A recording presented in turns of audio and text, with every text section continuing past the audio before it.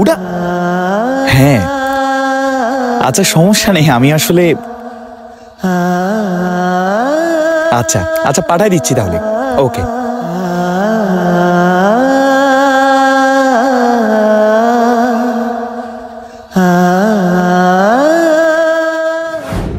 বাবারে, এই ইটগুলো তো নষ্ট হয়ে যাচ্ছে, তাই এই ইটগুলো তো রাস্তার খোয়ার কাজেও নেবে না। দেখেন ম্যানেজার সাহেব, আমার বাবা যখন বেঁচে ছিলেন তখন থেকে আপনি আমাদের এই ইটের ভাটার ম্যানেজার, আর বাবার অপরিবর্তে আমি এখন এই ইটের ভাটার মালিক। তার মানে এই না যে প্রত্যেক কথায় কথায় আপনি আমাকে বাবা বলে সম্বোধন করবেন। আপনি ভুলে যাবেন না আমিও কিন্তু একজন মালিক। ভুল হয়ে গেছে মালিক। ওকে, আপনি এক কাজ করেন, সিনথিয়া গ্রুপ অফ ইন্ডাস্ট্রি যে 5 কোটি টাকার ইট যাবে, প্রত্যেকটা গাড়িতে ঠিক এখান থেকে 200 করে ইট ঢুকিয়ে দিবেন। মালিক, মানুষের ঠকানো হয়ে যাচ্ছে না। আপনি কি আপনার চাকরি বাঁচাতে চান? জি। তাহলে আপনি চুপ থাকেন, আমার থেকে বেশি বুঝছেন না, ঠিক আছে? আর শুনেন, শ্রমিককে দিয়ে এই ইটগুলো পরিষ্কার করবেন, তারপর রিফারিং দিয়ে তারপর ডেলিভারি দিবেন। মালিক আসসালামু আলাইকুম। ওয়ালাইকুম আসসালাম। মালিক, আপনার সাথে একটু কথা কওয়ার ছিল। কথা বলার ছিল মানে? এখন বাজে বেলা 11টা, তুই কাজ থুয়ে এসে এখন আইসিস আমার সাথে কথা বলার জন্য? মালিক, কাজ করছিলাম, কাজ করতে করতে বাড়িতে ফোন আইছে, আমার মা খুব অসুস্থ, আমার একদিনের জন্য ছুটি দেন মালিক। তো তোর মা অসুস্থ, আমি কি করব? হ্যাঁ, তুই জানিস এই সপ্তাহের মধ্যে আমার কয় কোটি টাকার ডেলিভারি দিতে হবে? মালিক, কাজের চাপ তো আমি জানি, কিন্তু আমার মাটার শরীর বেশি ভালো না, আমারে একদিনের জন্য ছুটি দেন না। এই একদিনের জন্য ছুটি? তোর ছুটি দিলে তোর বাপ এসে এই কাজগুলো করে যাইব? হ্যাঁ, কান খুলে শুনে রাখ, সবাইকে বলে দিবি যে এখন একটু পর আইসে মন্তর এই যে ইটগুলো আছে প্রত্যেকটা ইট ভালোভাবে পরিষ্কার করতে, এগুলা সিনথিয়া গ্রুপ অফ ইন্ডাস্ট্রিতে যাবে। কথাটা মাথায় রাখিস ম্যানেজার। জি মালিক। বলে দিবেন। আচ্ছা। আচ্ছা বলে এখানে দাঁড়া থাকলে চলবে না। আর এই তুই গিয়া মজিদ কাকাকে বলবি ওই সাইড থেকে আইসা এই ইটগুলা সবগুলা পরিষ্কার করতে, মনে থাকবে? জি ভাই। যা কাজ কর। আরে যাস না, যা তাড়াতাড়ি যা, এগুলো পরিষ্কার কর, তোরা শুরু কর আগে। এই খারাপ সুস্কা, তাড়াতাড়ি কর। বাড়িতে মা অসুস্থ, মৃত্যুর সাথে পাঞ্জা লড়ছে, তারপরেও সন্তান তার মাকে দেখতে যেতে পারলো না, কেননা তার মালিক তাকে ছুটি দেয়নি। মইনুলের ফোন বাজতেছে, ও কনে গেল? ও মইনুল, তোর কল আইছে। ওই দেখো আবার কল দিছে।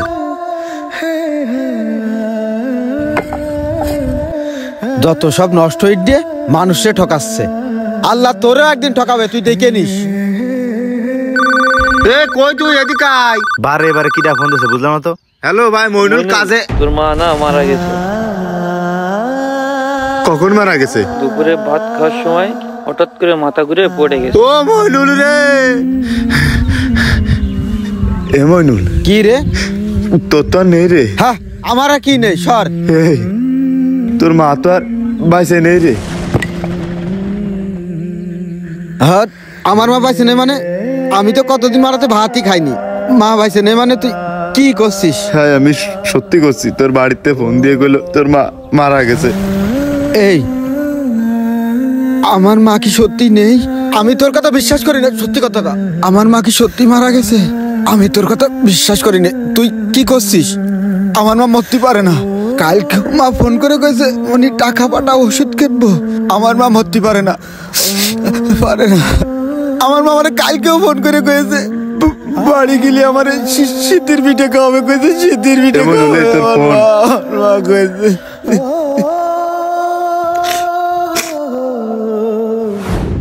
তাহলে কথা কি বুঝতে পারছেন জি মালিক, মালগুলা কিভাবে খাওয়াতে হবে? জি ভাই। কি এনে কি? আমার মা নেই,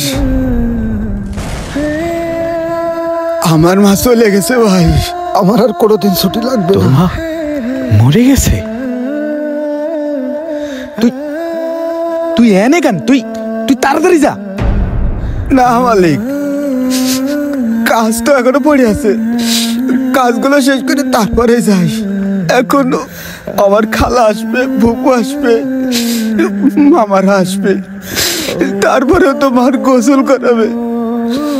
এখনো সময় আছে, আমি কাজটা করে তারপরে যাই।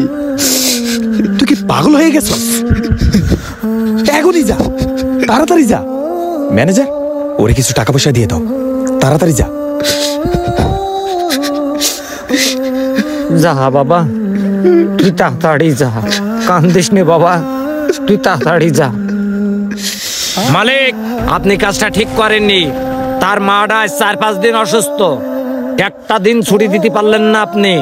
আপনি আপনার লাভ লুসকানটা ঠিকই বোঝেন, তাহলে অন্যের কষ্টটা কেন বোঝেন না? যার মা নেই সেই জানে মা হারানোর বেদনা।